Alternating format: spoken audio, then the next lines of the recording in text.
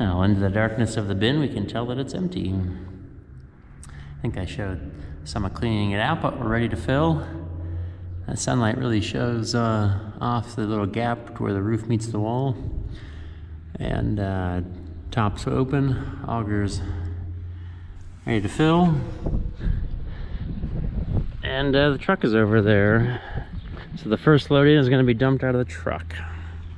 See how well I can back this up, having not backed it up yet this year.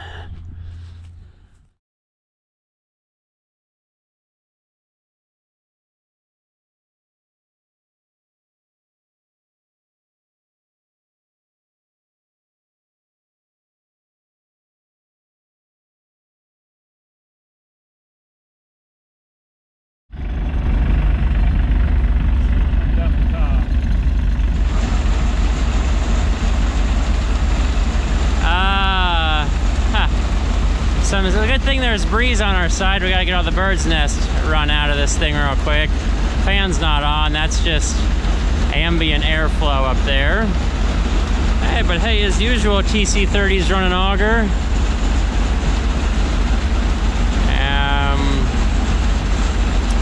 I guess we could look in the bin to see how much stuff there is. In case there's a full bird's nest we gotta pull out.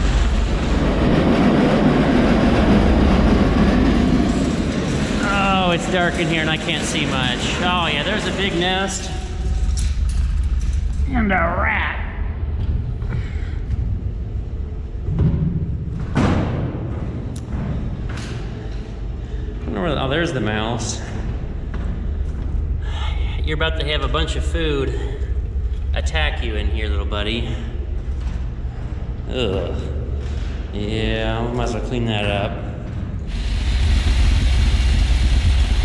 We're getting a little flow action. We put this little chute back on the back of the truck. If you watched in the bean hauling video, it wasn't there. Because I might have borrowed this to put on one of the gravity wagons. But it is nice that this is here to kind of condense down the grain, so it's not such a wide flow.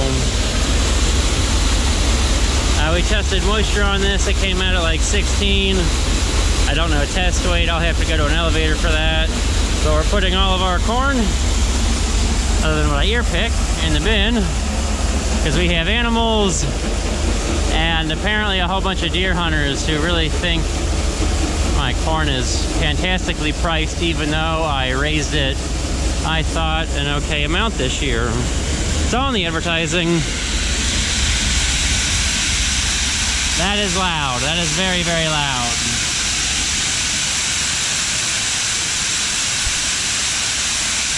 You never hear of anybody getting caught in a bin while they're filling it.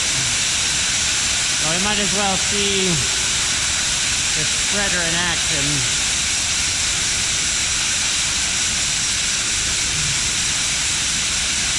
It's an electric spreader that just goes in circles. You probably can't see much because of all the sunlight up there versus all the darkness.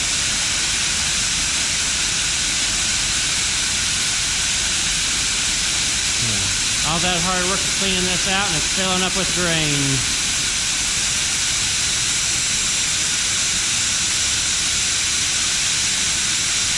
Now the falling grain will at least polish off the top of my auger good, hopefully. Ow. He wants to get pelted with corn. You can watch it rain down.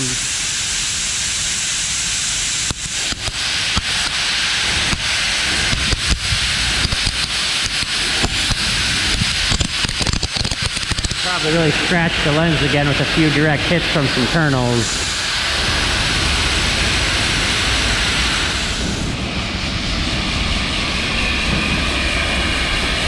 That is a solid wind out of the north, blowing away the bees' wings. Corn's not dusty this year because, well, it's dry and it's not super late. I'm not very on target hitting the spreader though.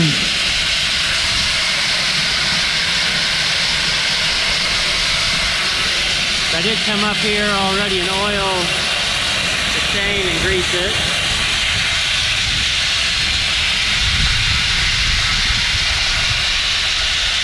Everybody wave hi today on the way down at the base of the auger. Truck's flowing out okay. We got a ways to go. We're just getting started. I really wonder, I probably could wiggle that around to center it. It is driving me nuts. I had it, I thought, centered. And if we see from this angle, it looks like we're tossing the grain in really far to one side on the hole, but because of how it shoots out, I just would have to have the edge of the auger here close to that edge of the bin.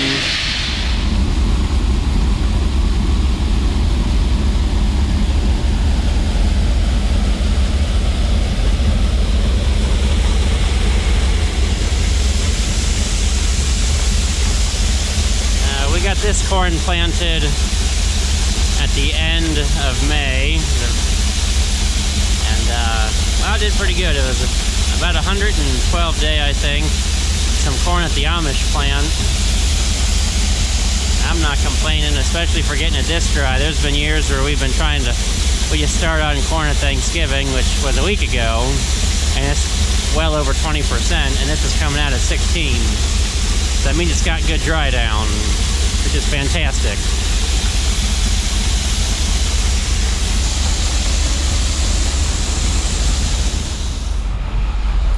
Now there's a lot of yellow in here, a lot of shadow from the sun, and the most dangerous part of this outfit is right down there at the door where it all kind of funnels down in, and that's how you create entrapment.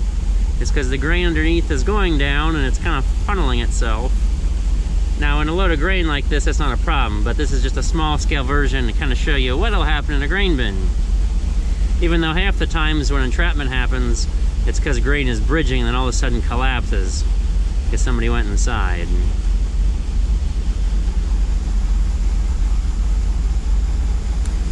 That's a thought. I don't think the door is open far enough, and you guys wouldn't see anything because it'd be dark. But I could throw the camera through and try to catch it as it goes off the end of the chute there before it falls and hits the auger. But I don't think the door is open far enough, and I don't have a backup camera, and you guys wouldn't see much. It'd be dark until you fell.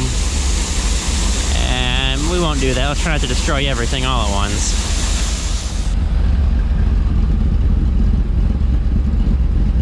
Low key, the bees' wings sort of satisfy my need for snow. Because it's warm, it looks like snow. If they could make this stuff white, I'm sure it'd be great for movie sets to have fake winter when they're filming in Hollywood or wherever. That's obviously not cold or frozen.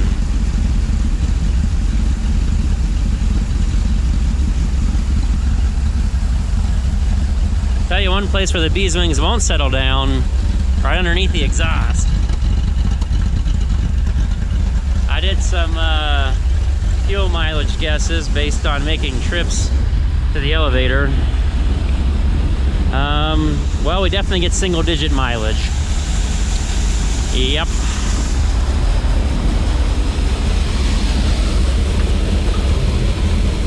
That's why in that bean hauling video, unfortunately, I didn't give it too much warm-up time. We had to warm up on the road just because it would probably take a gallon of gas or more to warm up before we could get going down the road like we were warmed up. And once we got halfway there, really it only took us a couple miles. Once we were out on the main road, we were good. Just getting out of the driveway was a struggle that time.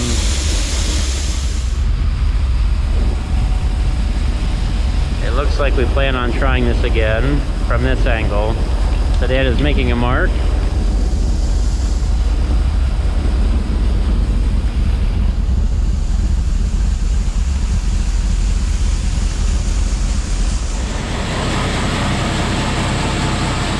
We might as well tack on some wagon action to this. Just a little bit of unloading. Got it pulled up pretty well the first time. I know, didn't get video of that. Some things, it's just, I don't know, a small challenge, or I need a whole camera crew to try to get, let's say, the best angles in action.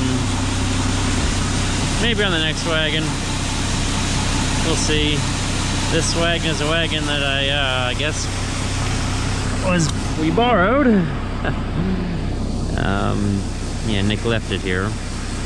It holds corn, goes down the road, and well, it's set up backwards. It's a right-hand unload instead of a left,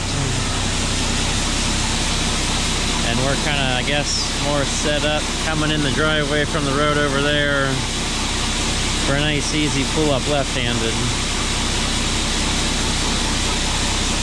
I do like unloading out of the wagons better because it shoots lower, and that's all like dribbles down there from the truck as the corn hits that wire guard and it flashes around, where this is like a direct feed into the auger real nice.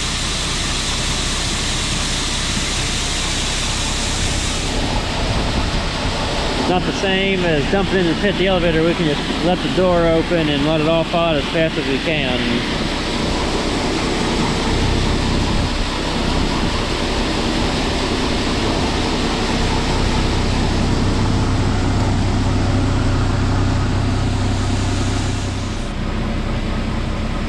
One thing I've noticed about corn that's under 20 and probably even lower than that, maybe even under 18, is that it flows out of the wagon, even well, the truck too, flows out of anything really, really well.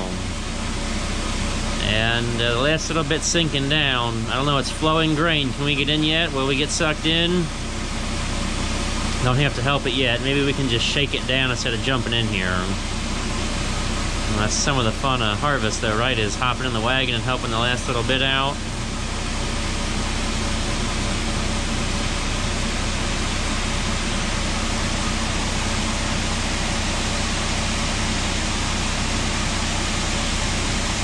Okay, so a little bit in the creases.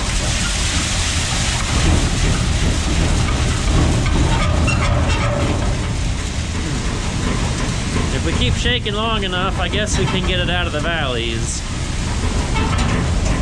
But I get tired of shaking, so we'll be a monkey and climb in. Yeah, lots of bees wings left.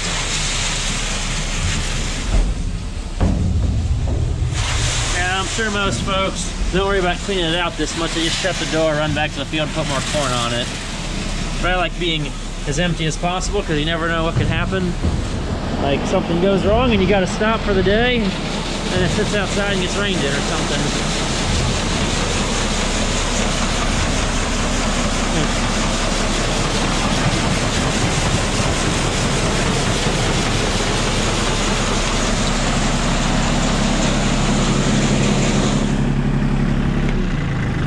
Sounded like the auger was pretty empty.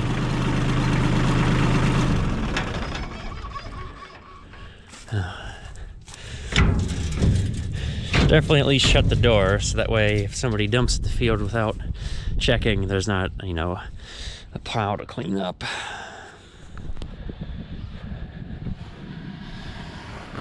Ah, yes, it's piling up in here. This is more than one load. Didn't quite see the end of that first load going in. And if we're real quiet, we can hear the distributor turning quietly.